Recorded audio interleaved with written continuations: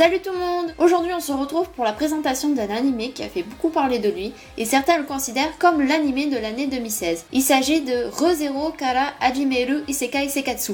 Ou Re:Zero, c'est plus facile à dire. Un jour, un jeune homme nommé Natsuki Subaru, à la sortie d'une supérette, est transporté dans un monde parallèle sans aucune explication. En essayant de comprendre pourquoi il se trouve ici, Subaru est attaqué par une bande de brigands, mais est sauvé par une jeune fille qui se prénomme Emilia. Pour la remercier de l'aide qu'elle lui a fournie, il décide à son tour de l'aider à retrouver une voleuse qui a dérobé quelque chose à Emilia. Un beau jour, Emilia et Subaru sont attaqués et tués par une mystérieuse personne. C'est à ce moment-là qu'il se rend compte qu'il peut retourner dans le passé après être mort. Pour échapper à son funeste destin, Subaru décide d'utiliser son pouvoir pour sauver Emilia et pour se sauver lui-même.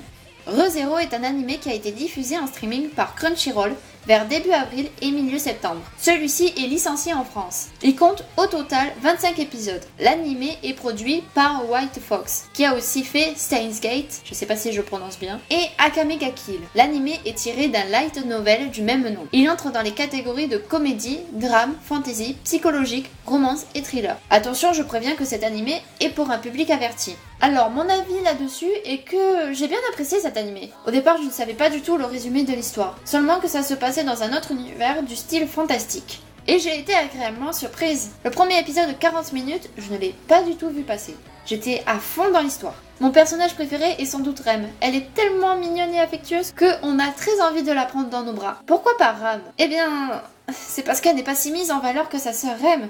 Certes, au début, elle était, mais sa jumelle lui prend rapidement sa place. J'apprécie également Emilia, mais je suis la team Rem. Subaru, comment dire qu'au bout d'un moment, il me faisait grave chier. Toujours à pleurer, mais en fin de compte, ça se comprend.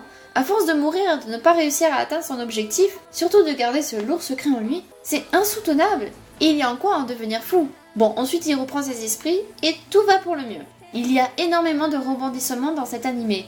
Souvent, on ne se doute de rien, mais ensuite on s'y attend un peu, et on devine ce qu'il va se passer ensuite. Niveau musique, j'ai adoré les openings et les endings. Je n'arriverai pas à me décider laquelle est ma favorite. Beaucoup le considèrent comme l'animé de l'année 2016. Même si je l'ai beaucoup apprécié, je ne le considère pas comme tel. Si vous me demandez un top de mes animés favoris, je ne pourrai pas le faire, car pour moi je les apprécie tous de manière égale, avec leurs qualités et défauts. Pourtant c'est un animé qu'il faut tout de même voir car il en a le mérite. Merci d'avoir regardé cette vidéo, j'espère qu'elle vous a plu. Si c'est le cas, abonnez-vous à la chaîne, mettez un j'aime et donnez-moi votre avis en commentaire. Vous pouvez aussi me proposer des animés que vous aimeriez voir dans une prochaine vidéo, et dites-moi ce que vous avez pensé de celui-ci si vous l'avez déjà vu. Bien sûr, mon avis dessus est personnel. On peut tous avoir des avis différents sur l'animé et j'aimerais bien connaître le vôtre. Je vous dis à très bientôt pour une prochaine vidéo. Ciao ciao!